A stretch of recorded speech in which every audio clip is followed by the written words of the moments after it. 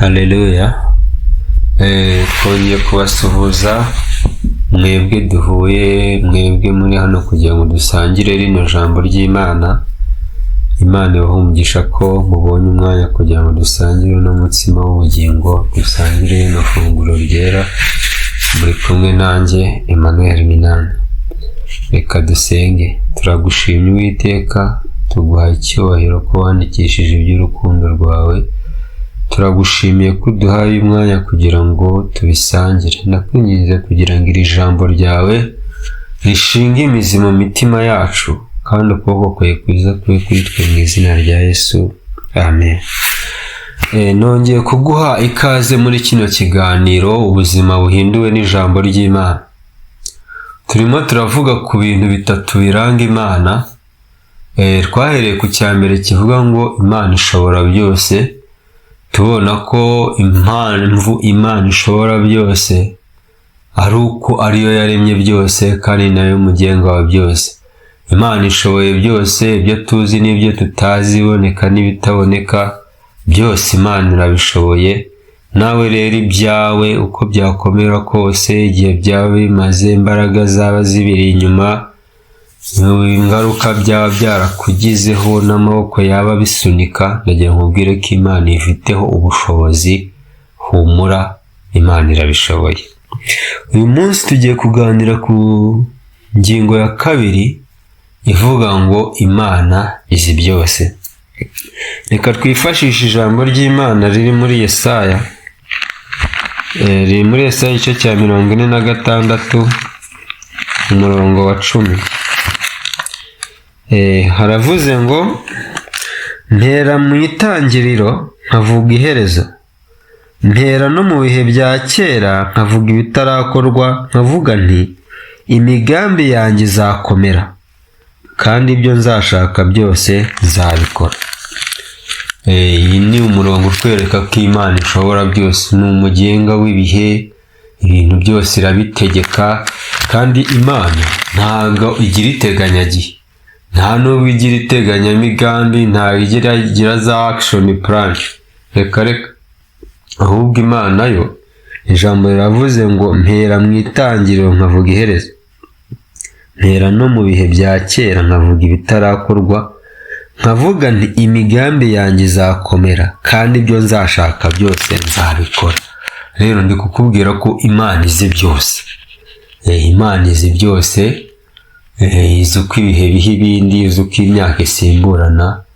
Imana izi byose. Byose ibiboneka Imana irabizi, ibitaboneka Imana irabizi, ibyo tuzi Imana irabizi, n'ibyo tutazi Imana byose irabizi. Yesu nashimwe. Ariko kuko turi abantu tubaho mu buzima bwa buri munsi, reka tuvuge ku bintu dushyikira, tuvuge kuri twebwe ubwacu n'ubuzima tunyuramo, kugira ngo tubashe kugenda tugirira umumaro, tunarushaho kwizera ko Imana izi ibyo ducamo n'uburyo tubaho.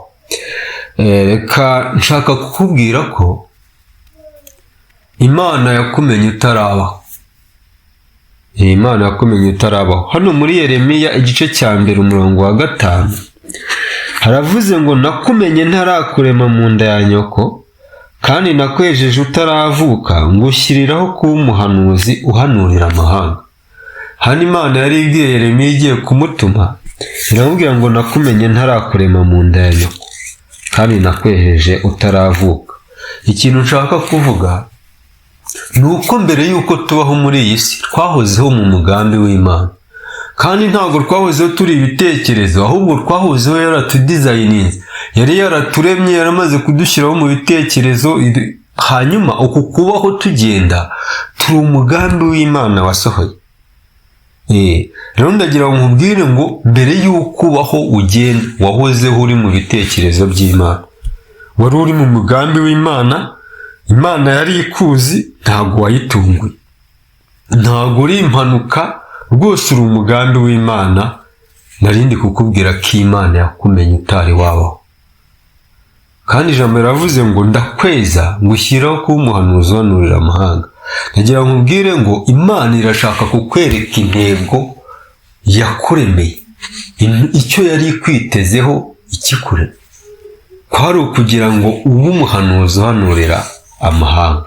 Kuba umuhanuzi uhanurira amahanga ni uko ubwira abantu ubushake bw'Imana, ukabaho uhesha Imana icyubahiro. Ndashaka kukubwira rero ko Imana yakumenye utari wabaho. Ikindi, Imana izi neza ubuzima bwawe bwose. Hano muri Zaburi y'139 umurongo wa 16 haravuga ngo nkiri urusoro amaso yawe yarandebaga, mu gitabo cyawe handitswemo iminsi yanjye yose yategetswe itarabaho n'ubu. Ikintu nshaka kukubwira rero ngiki ukimenye neza, nuko Imana izi igihe wavukiye, izi imibereho ubaho mu isi, izi n'umunsi uzapfira.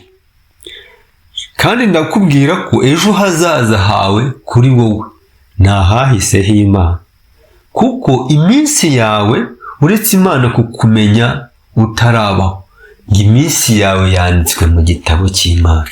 Ikintu nshaka kukubwira, nubwo amazina yawe yaba atanditswe mu bitabo byo mu isi, ukaba wavuga ngo hari ibitabo ntanditsemo, cyangwa se nawe ukaba ufite ibitabo byinshi bikomeye n'uduhigo twinshi wesheje, ndagira ngo nkubwire ko hari igitabo kiruta ibindi cy'Imana cyanditsemo iminsi yawe uko yategetswe itarabaho n'umwe. Yesu nashimwe. Ndagira rero ngo nkubwire ngo uko waba waravutse kose, waba waravutse mu buryo butateganyijwe, waba waravukiye ku muhanda, impamvu ubona bajugunya umuntu muri za tuwarete ntapfe, ni uko iminsi ye Imana iba yarabanje kuyandika mu gitabo mbere y'uko abaho. Kandi Imana ntabwo yandika iminsi ngo 1, 2, 3, ahubwo ni iminsi n'imibereho uzabaho muri icyo gihe. Rero ndagira ngo nkubwire ko uko byakomera kose, uko byagenda kose, njya nkubwire ko iminsi yawe yanditswe mu gitabo cy'Imana. Haleluya. Ndagira ngo nkubwire kandi ko ibigeragezo uri gucamo, ibyo wacamo byose Imana ibibizi. Nicyo cyatumye Yobu avuga ibintu byiza muri Yobu igice cya 23 umurongo wa 10, aravuga ngo ariko izi nzira nyuramo nimara kungerageza zavamo meze nk'izahabu nziza. Yobu nubwo yari ari mu bigeragezo, ari mu ntambara zikomeye, ntabwo yavuze ngo Imana ntinze, ahubwo yaravuze ngo izi nzira nyuramo nimara kungerageza. Nubwo yari ari mu bigeragezo, yaravuze ngo Imana izi nzira nyuramo. Ngira nkubwire ko nubwo waba uri mu bigeragezo, iyo Imana ishaka kukuzamura mu ntera, hari ahantu igucisha kugira ngo ikukure ku rwego rumwe ikugeze ku rundi. Ndagira nkubwire ko iyi minsi uri kubaho Imana yaranditse kandi yarayitegetse. Nasomye ijambo ndarikunda, riravuga ngo nuko Dawidi amaze gukora iby'Imana yashatse byose mu gihe cye arasinzira. Ndagira nkubwire ko hari imirimo Imana yaguteganyirije kuzakora mu gihe cyawe, numara kuyikora nuko uzataha. Ndakwinginze rero, iminsi yawe wiyipfusha ubusa, iminsi yawe wiyitera inyoni, ahubwo yikoremo ubushake bw'Imana. Nawe uri guca mu bigeragezo, ndagira nkubwire ko ibyo bintu byose uri gucamo Imana ibizi. Kandi ndagira nkubwire ngo Imana izi neza ibyo izatugirira. Muri Yeremiya igice cya 29 umurongo wa 11 haravuze ngo erega nzi ibyo nibwira nzabagirira, ni amahoro si ibibi, kugira ngo mbareme umutima w'ibyo muzabona hanyuma, ni ko Uwiteka avuga. Ndagira nkubwire ngo muri runo rugendo rw'ubuzima, muri kuba Imana yaranditse iminsi yawe mu gitabo, izi neza n'ibyo yibwira izakugirira. Ibi bintu Imana yibwira kukugirira ngo ni amahoro si ibibi. Buriya amahoro aruta ibintu byiza. Hari ibihugu byinshi birimo ibintu byiza byo kwifuzwa by'igitangaza, ariko bitarimo amahoro. hari ingo nyinshi zirwa zisenyuka zuzuye ibintu byiza by'ibitangaza ariko bitarimo amahoro. Mpamvu umuririmbyi yavuze ngo umunezero n'umubabaro byose abimperamo amahoro. Rero Imana izi ibyo yibwira izakugirira. Wikwita kuri iyo mibabaro uri gucamo, wikwita kuri ubwo buzima bukakaye uri gucamo ngo Satani agushuke nk'Imana ntikuzi.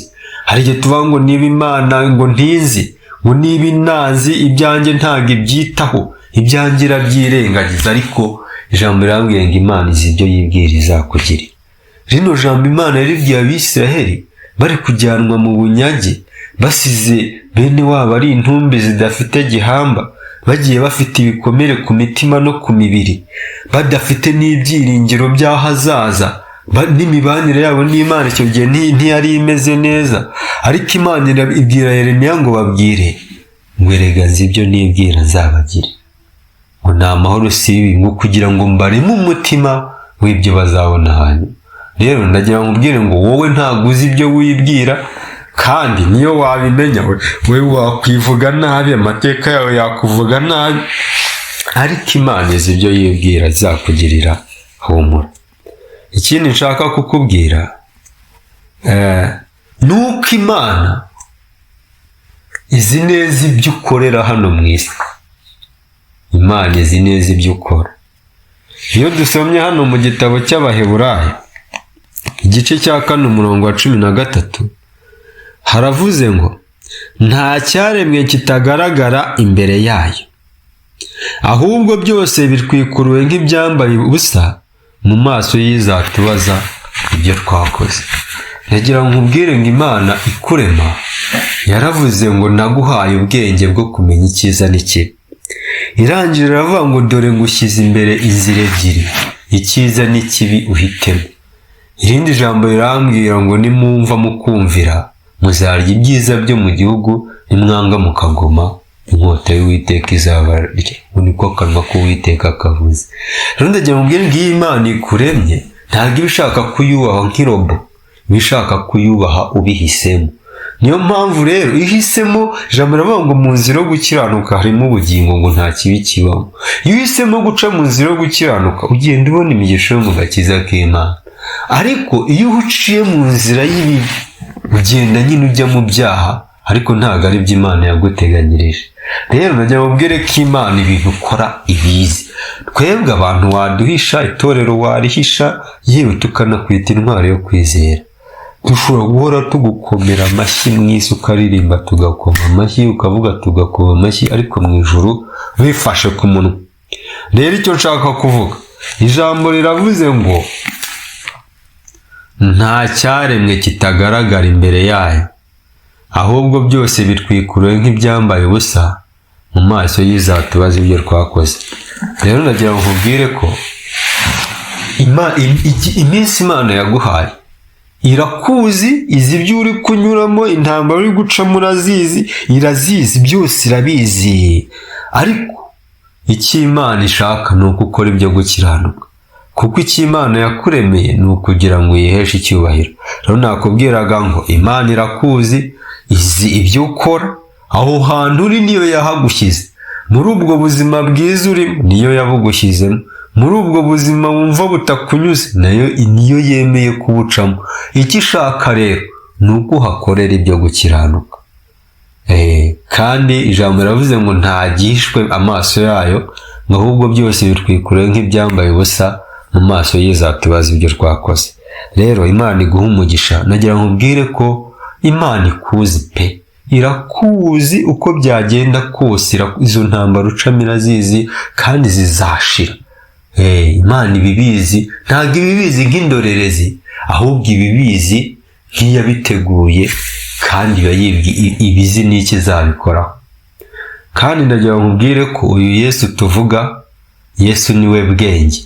Ijambo ryarambwiye ngo niwe nkomoko y'iby'Imana yaremye.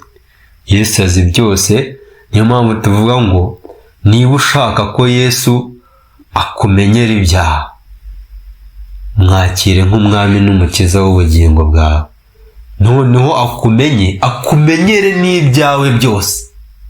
Yesu nashimwe.